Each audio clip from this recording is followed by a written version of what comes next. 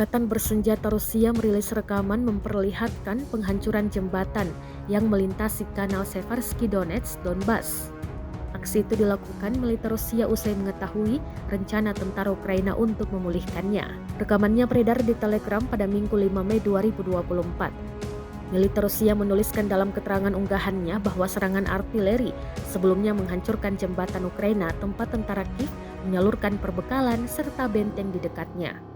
Keesokan harinya, tampak tentara Ukraina dengan menggunakan dump truck memutuskan untuk membuat tanggul sebagai pengganti jembatan. Namun, lagi-lagi rencana militer Ukraina dihancurkan oleh drone peledak Rusia.